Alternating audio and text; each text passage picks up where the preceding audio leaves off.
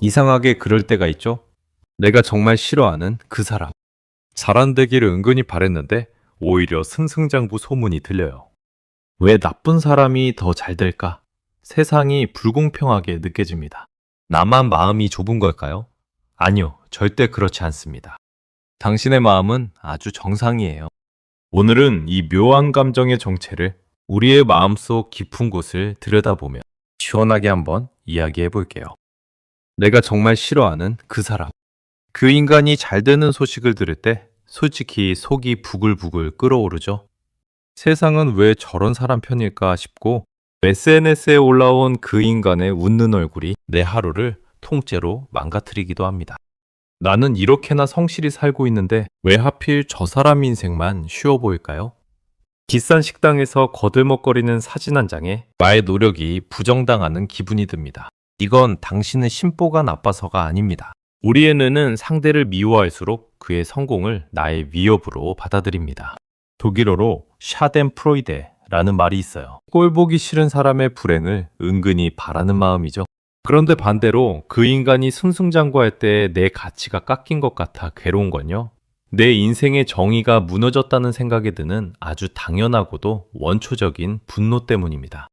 솔직히 말해볼까요?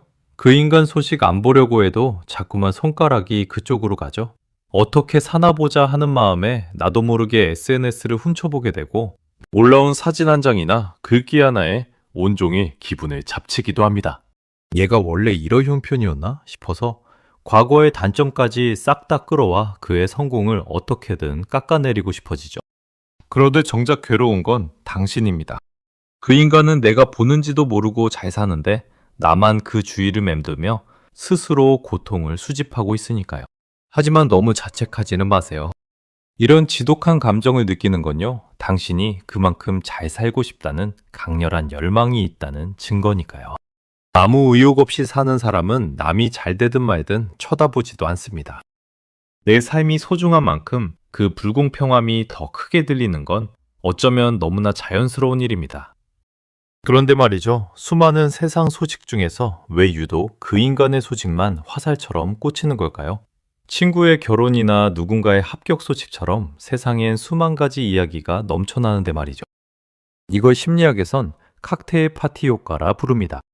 시끄러운 연회장 한복판에서도 내 이름 석자는 또렷이 들리는 것과 같은 원리죠. 당신은 지금 그 사람을 향해 성능 좋은 특수 안테나를 세워둔 겁니다.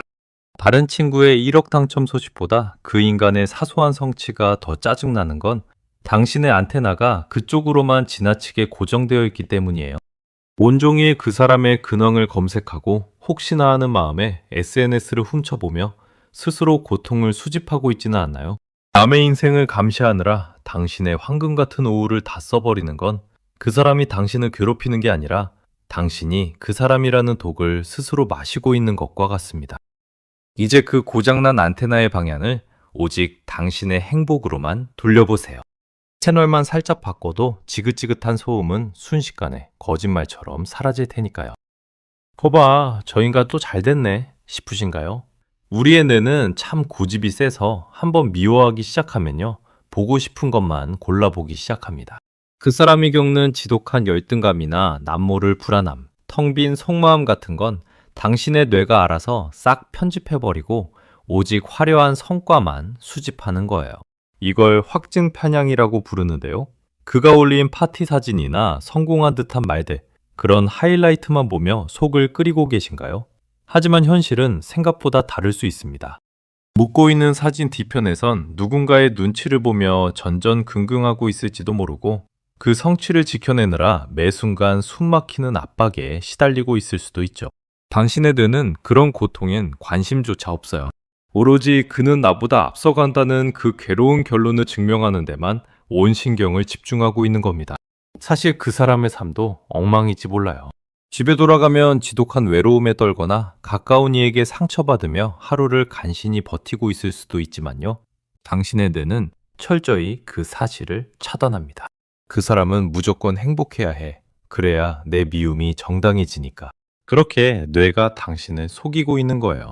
그 사람이 정말 대단해서가 아니라 당신이 그를 절대 무너지지 않는 존재로 머릿속에 박제해버린 것 뿐입니다. 하지만 화면 밖의 그는 그저 한 인간일 뿐이고 어쩌면 당신보다 더 큰 결핍을 가졌을지 몰라요. 당신네들과 정성스럽게 편집한 그 가짜 영화에서 이제 그만 걸어 나오셔야 합니다. 그 사람이 잘 되는 건 그의 몫이죠.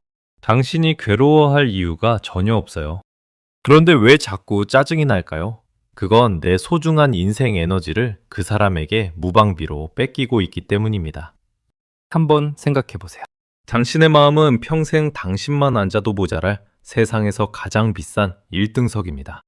그런데 왜 당신이 그토록 싫어하는 사람을 그 귀한 자리에 무료로 앉혀두나요? 미워하는 것도 사실은 엄청난 에너지입니다. 그 사람의 근황을 확인하고 분노하는 동안 당신의 뇌는 온통 그 사람으로 가득 차죠. 당신은 지금 그 사람에게요, 인생의 무료 숙박권을 넘어서 당신의 일상을 휘두를 전권을 준 거예요. 그 사람이 웃으면 당신은 불행해지고 그 사람이 잘 되면 당신은 밤을 설친다면 이게 얼마나 억울하고 손해보는 일인가요? 당신의 평화가 왜 그 사람 손에 달려 있어야 하나요? 가장 통쾌한 복수가 뭔지 아세요? 그를 완벽하게 무관심의 영역으로 던지는 겁니다. 당신의 인생에서 그를 상장 폐지시키는 거죠. 미움이라는 감정조차 아까워하세요. 남의 인생 시나리오에 엑스트라로 출연하며 화내고 절망하느라 당신 인생의 주인공 자리를 비워두지 마세요. 너는 그렇게 살아라. 나는 내 길을 간다. 이 단단한 마음이 당신을 지켜줄 요새입니다. 당신의 에너지를 당신에게만 입금하세요. 당신이 행복해지는 데에만 집중하세요. 그게 상대방에게 줄 수 있는 가장 무섭고 시원한 복수입니다. 상대는 당신이 괴로워하길 바라겠지만 보란듯이 무관심하고 평온한 당신을 볼 때 그때 진짜 승부는 끝나는 겁니다. 사실 모든 건 당신의 선택입니다. 미움과 질투를 나를 갉아먹는 칼로 쓸지, 나를 더 높이 띄울 연료로 쓸지는 말이죠. 솔직히 그게 말처럼 쉽지는 않죠. 무시하려 해도 자꾸 생각이 나고 잠자리에 누우면 울컥 화가 치밀 겁니다. 나는 왜 이렇게 생겨먹었을까? 남을 질투하는 자신이 못나 보여서 스스로를 탓하며 괴로워하기도 하겠죠. 하지만 그거 아세요? 그런 마음이 든다는 건 당신이 그만큼 자기 인생을 사랑하고 있다는 증거입니다. 잘 살고 싶으니까, 더 빛나고 싶으니까 그 마음들이 소용돌이 치는 거예요. 그러니 이제 그 뜨거운 에너지를 오직 당신을 위해서만 쓰세요. 질투를 당신을 움직이는 동력으로 바꿔서 나도 저만큼 멋지게 살 거야 라고 다짐하는 거죠. 당신은 충분히 그럴 힘이 있어요. 오늘까지만 아파하고 내일은 잊으세요. 남의 집 잔치 구경은 이제 그만하고 오늘 당신 앞에 놓인 차 한 잔의 온기를 온전히 느껴보세요. 그 사람은 그 사람의 길을 가는 것이고 당신은 당신만의 아름다운 계절을 지금 막 통과하고 있는 중입니다. 결국 당신도 당신만의 계절에 누구보다 눈부시게 피어날 테니까요. 당신은 이미 충분히 귀하고 빛나는 사람입니다. 타인의 속도에 절대 휘둘리지 마세요.